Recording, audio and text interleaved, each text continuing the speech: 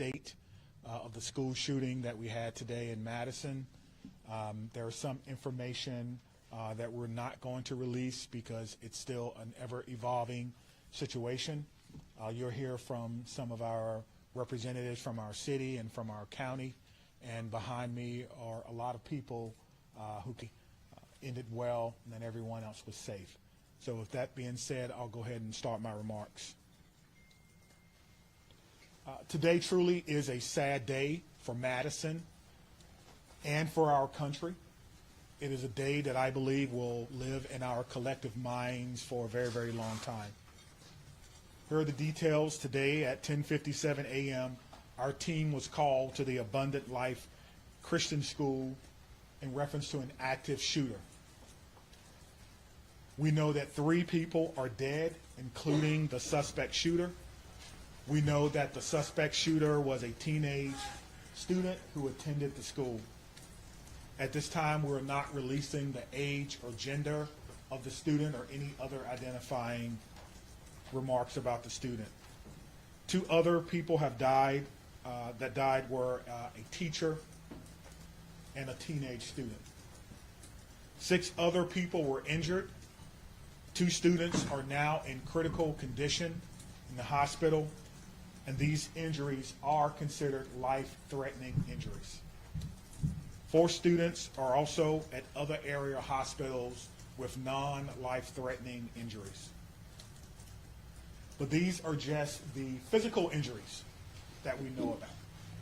We know that this was the middle of the day, of a school day, and so there will be other injuries that we'll have to face for a very, very long time. And we're going to do everything we can as a community to heal those injuries as well.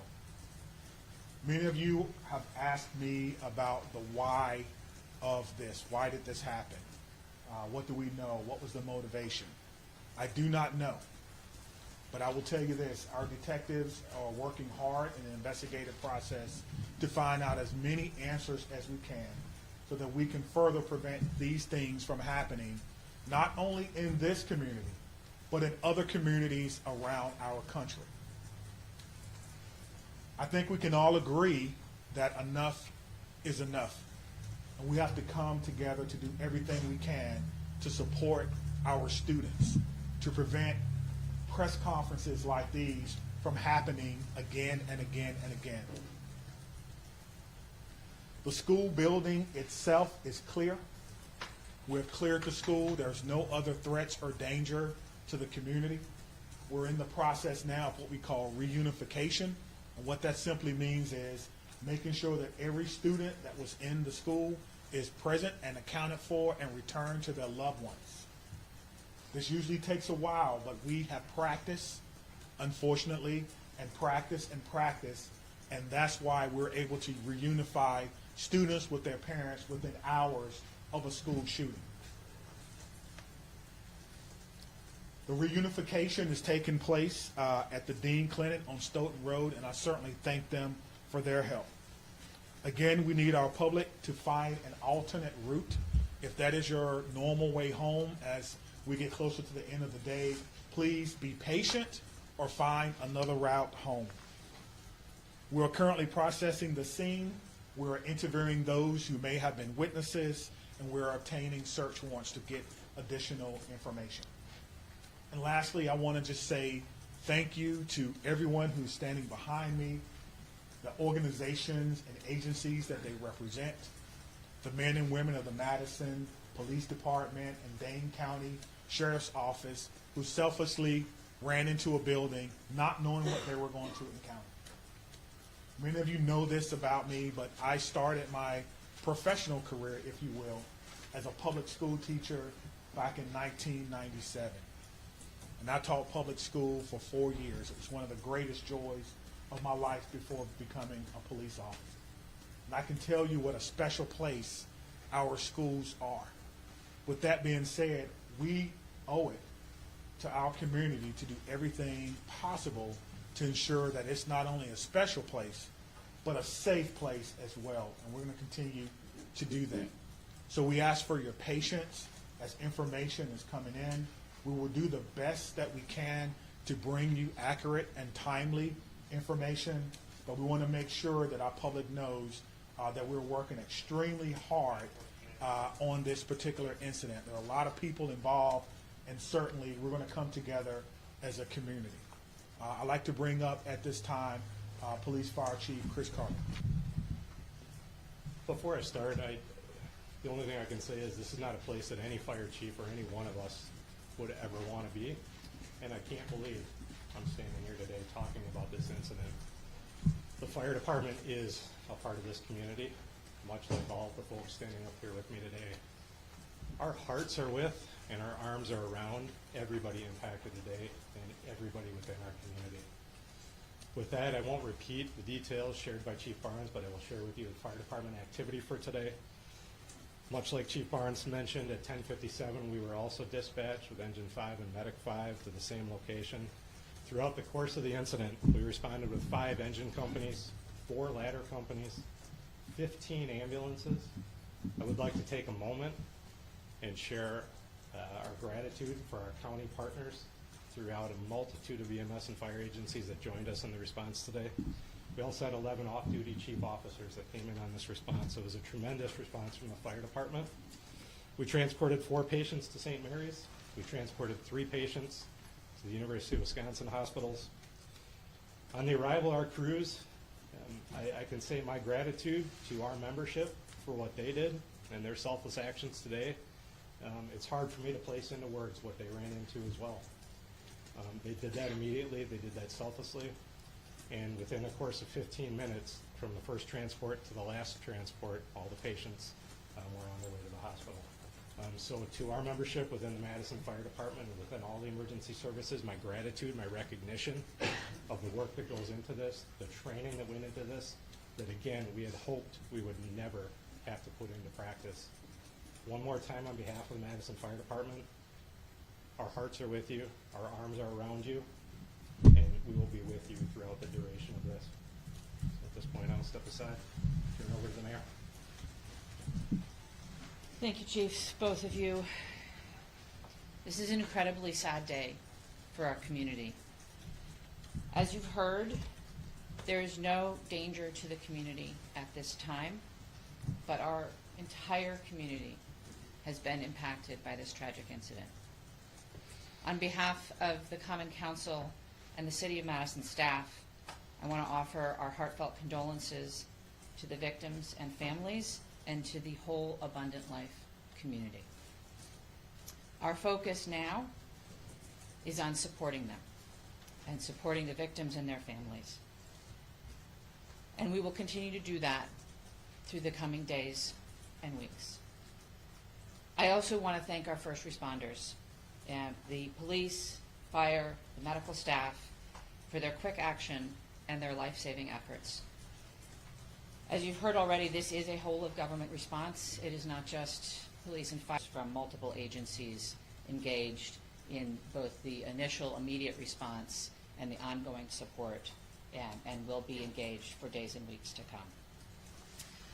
I also want to thank the White House and the governor and others in the federal government and state government for reaching out to offer their support and help. And we will be drawing on resources as needed going forward.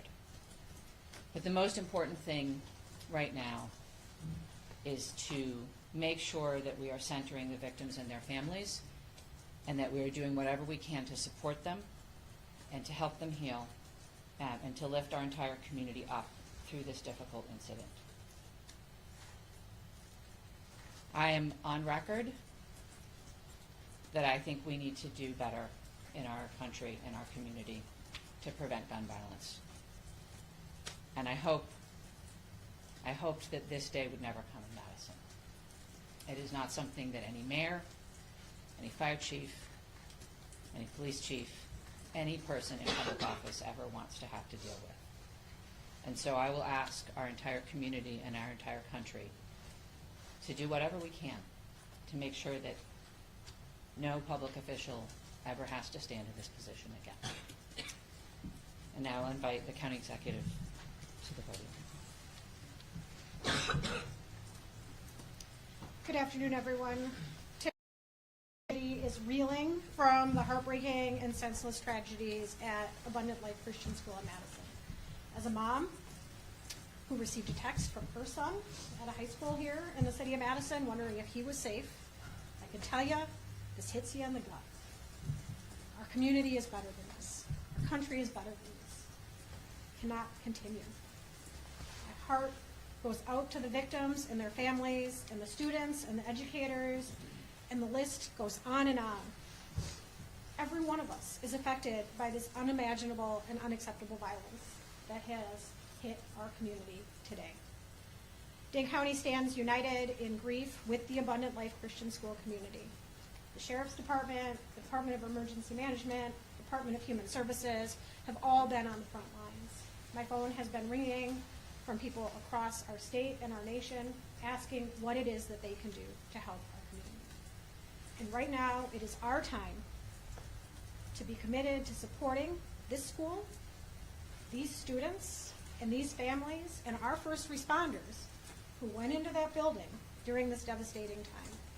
We must work closely with our law enforcement officers and first responders, mental health professionals, community leaders, and policymakers to ensure that we are taking care of one another. No community should ever have to endure such a tragedy. And my administration is going to do everything that it can to provide assistance to those who have experienced this devastating loss, and also do everything that we can to prevent such tragedy from occurring. To all of those who are grieving in our community, please know that you're not alone. Dane County stands with you. We're here to support you in any way possible. Please reach out and ask for help. The governor's office, as well as the mayor's office, and I will continue to update the public as we learn more. But please understand, there are many things that we cannot share with you right now. This is an active investigation. This is an active case. The SSM Health Clinic near the intersection of Buckeye Road and Stoughton Road is the reunification center. I know that that has been out, but we need to make sure that folks know where it is that they can go to be reunited with their children. Again, in the coming days, we are going to make sure that we are supporting those that have been most impacted by this. But folks, reach out, ask for help. This does not need to be the reality of our community. Thank you. All right, let's start over here with questions.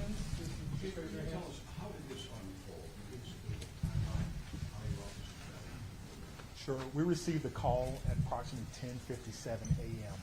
Someone from the school called 911 to report that there was an active shooter. That means something different to us, obviously. There's different protocols that go out, tone alerts even, so that even if officers are busy doing other things, they respond. One of the things that I do want to note is that our training center is about 3 miles from there. We have special event team medics, those that work with the fire department, responded to this particular scene from their training day. So what began as a training day became an actual day. And so that's how this call originally came. Nicholas, did you have a question? What can you tell us, if anything, more about the shooter and what their motivations were, or have you made contact with their family members? Anything updated on that? Sure, there's nothing new that I can tell you about the shooter at this time. Again, as difficult as today is, that's still someone's child that's gone. That's still someone that has to deal with what happened today. And so we want to make sure that we can ensure as much cooperation as we can. You asked me about why, as I stated before.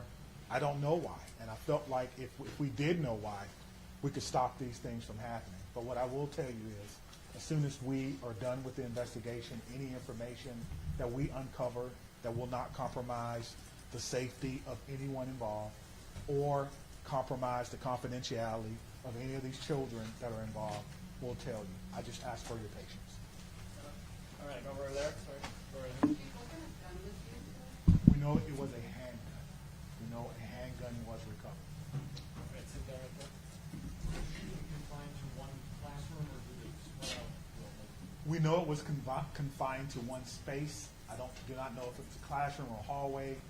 One of the things that we've gotten very good at, certainly different from in my day, is that if you do not need to be in a crime scene, you do not need to go to a crime scene. And so the crime scene and those persons who were involved, they have that crime scene locked down. I did not go or enter into that crime scene. But if you can imagine, most schools, the students go together, but they are segregated. So on each different floor, in each different group. And so there's no evidence that anyone else was injured that was not in that age group. Any other? What can you say at this time about how school staff responded? I cannot speak to how the school staff responded. We did have injuries, but could have always, of course, had additional injuries. I do not know what the school's protocols are. Again, this is a private Christian school. I know that we have a very good rapport with MMSD, Madison Metropolitan Schools, public schools. So we have done trainings for them before, but I would assume that most of the teachers have the same or some similar type of training as a part of their certification. There's conflicting reports online about how many students are enrolled at this school. Can you confirm approximately how many students? I do not know how many students attend the school, but their website says that they serve about 200 families. Right in the back, white.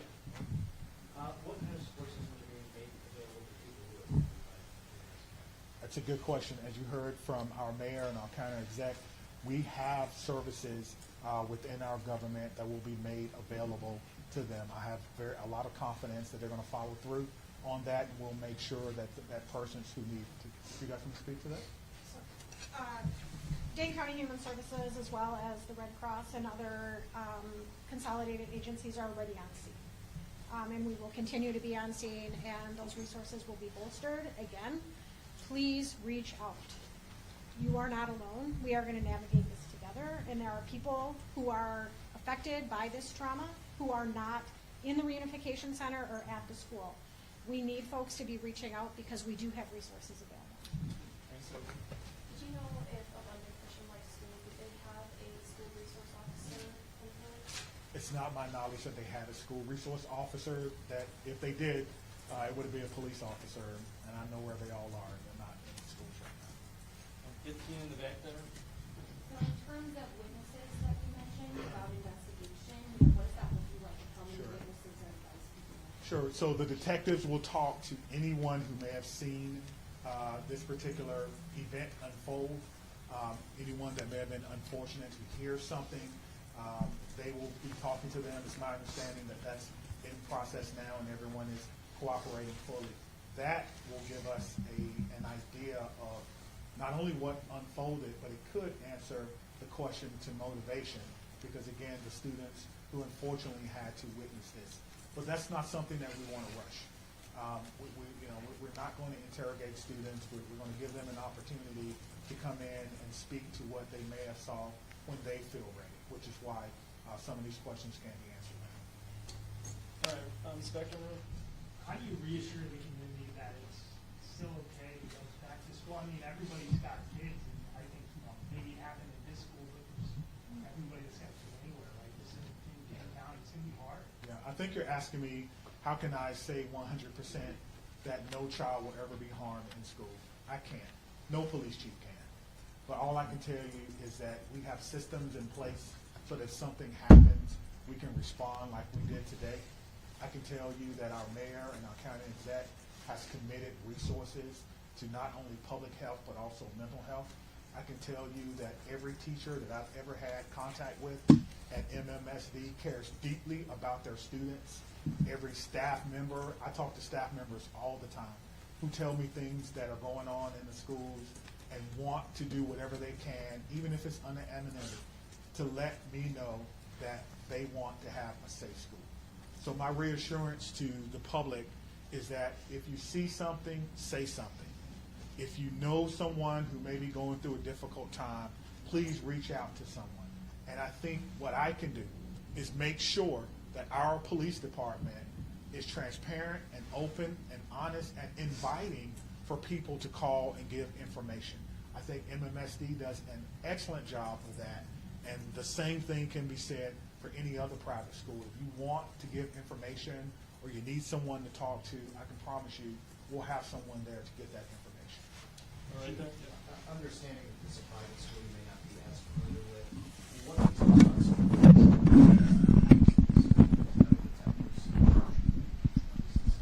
Yeah, that's a good question. I've never been in this school, unfortunately. I'm not aware that there were metal detectors in the school. That's something that we can certainly look at. Most schools have some form of surveillance or public space cameras, but that will be, of course, part of the investigation process. Scott? Can you clarify, you said 7 were injured, or 6 were hospitalized, does that mean one was being treated for disease? And secondly, was the shooter's family cooperating with the investigation? Yeah, so to go back to my notes. So we do know that one person was pronounced at the scene. And so that may be the 7th person. But we can get you all that information just when we're done. I'll have my PIO give that to you so you can report it accurately. And what was your second question? Was the shooter's family cooperating? At this time, yes, So you have made contact with the shooter's family? we have. And what were the steps taken to do that? It's through the investigative process, okay? Yeah. Is the shooter's home being searched for Yes, we can hear you. Once we have identified, we have initiated a search, but we think that search is either ongoing now or that search may be concluded. Of course, it's about safety. That's the first thing. Making sure that people are safe, and then we'll go from there. This has been, an amazing day for everyone. And so if you have someone who is deceased, who may have been a shooter, you want to make sure that their family is okay. You don't know. And so that is what we're doing right now. It is about the safety of everyone. This is going to be a long day for the Madison Police Department. We just want some of your patience. Are you aware, had the school had any prior threats? And then just, jumping off of that, do you know if the shooter had any prior contact with law enforcement? We do not know that the shooter had any prior contact with law enforcement, but I did do a check of the school. There were some calls, but they were like 911 hang-ups, things of that nature. There was nothing that suggested that the school was a place that violence would occur. Chief, earlier that you mentioned that the shooter died of a self-inflicted burn. Did that happen before officers arrived at the school, or when the shooter saw officers coming into the school? Yeah, so let me say that the cause and manner in which the shooter died will be determined by the inmate. But what I can tell you is the shooter was dead upon our arrival, police department arrival, and no officers fired their weapons. Okay? What are these search warrants you're executing? Are they at the residence or like the device the shooter had?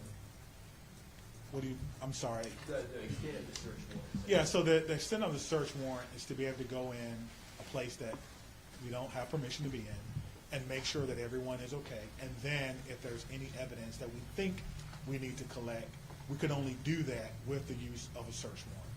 And so, again, we have to determine if there is evidence that we will need. Everyone wants to know what led up to this. Are there any additional threats to public safety? Is this person or was this person by themselves? There are a lot of questions that we want to answer, but we have to answer the safety questions first, and then we'll move on to some of the more investigatory questions. Are you in possession of any of the shooter's devices? I am not, no.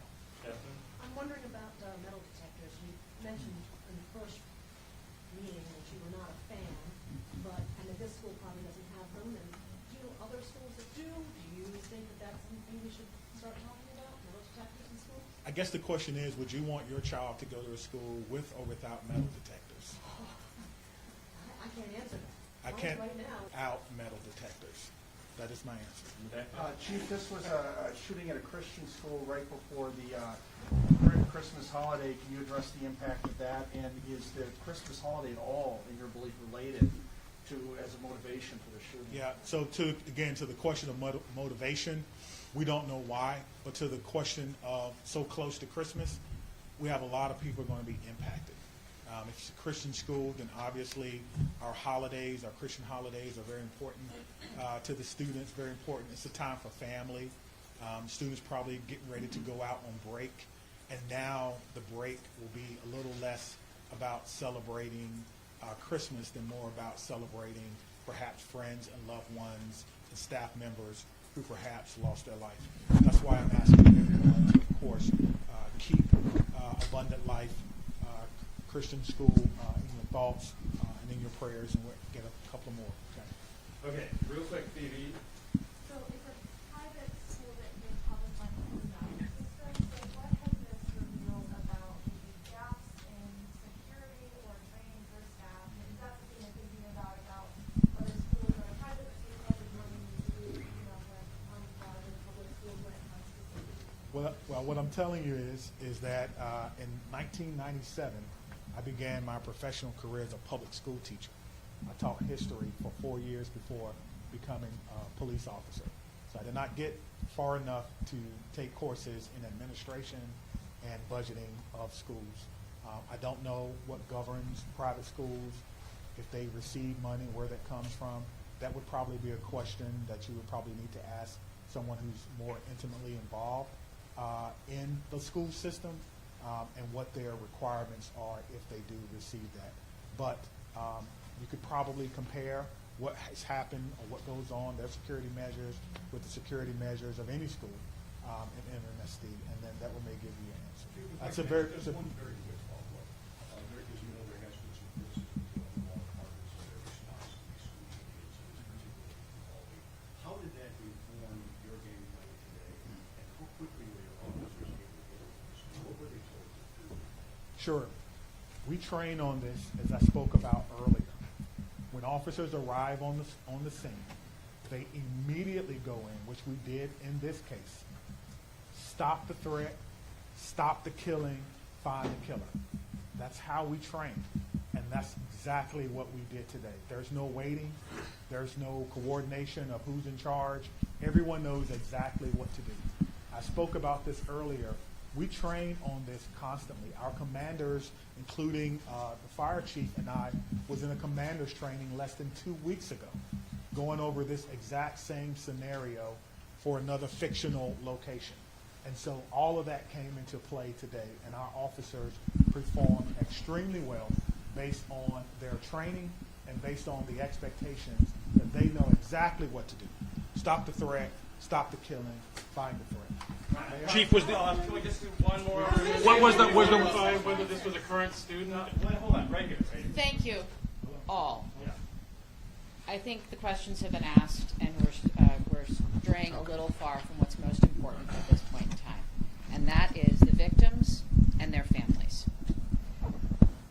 I have 3 things to add. First of all, there is a lot can and will do in the coming days to support the victims and their families, and we will have more information at future briefings. If anyone, and I would urge you all to include this in your stories, if anyone needs mental health support as a result of this incident and the coverage of it, I encourage them to reach out to 988 by phone or text and to get the mental health support that they need. It is incredibly important that we take care of our community in this very difficult time. We all have a role in preventing gun violence. Our entire community needs to be part in coming days. But first and foremost, what needs to be a priority for all of us is supporting our young people. And that is where our community's attention needs to turn at this point in time. The police department, the fire department, the city, the county will share additional information about the investigation as it becomes available. But I urge you all to help our community find resources to support their mental health and to find resources to support the victims and families at this time. Thank you all. It'll be at cityofmadison.com. Me, Stephanie, and Cynthia will stick around and answer any other questions, but that's all. Let me say just before I go, because the mayor mentioned that this was a whole of government response. It certainly was, and there's so many people that we want to thank. We cannot thank everyone, but it's also a whole of law enforcement response. Even though we are in different agencies, we all have the same training, and so I want to thank our partners with the FBI who are here with me today, partners with the ATF, Dane County Emergency Management. Of course, we already talked about our fire department. We've got calls from the Attorney General of the United States, Wisconsin State Patrol, our governor's office, State Patrol, Monona, as well as our Sheriff's Office. I know I may have left someone out, but thank you for how you responded. Professionally, quick, thank you. Chief, could you just say what time you guys made entry? We just want to nail that detail down. 10:57. That's the time you made entry. Sorry, in 1 minute? How long does it take till they arrive to the How long does it take till they arrive to the scene if they receive the call at 10:57? Yeah, so I will work on getting that information for our next media briefing. We plan to meet here at 5:30 tonight, and I will work on getting that.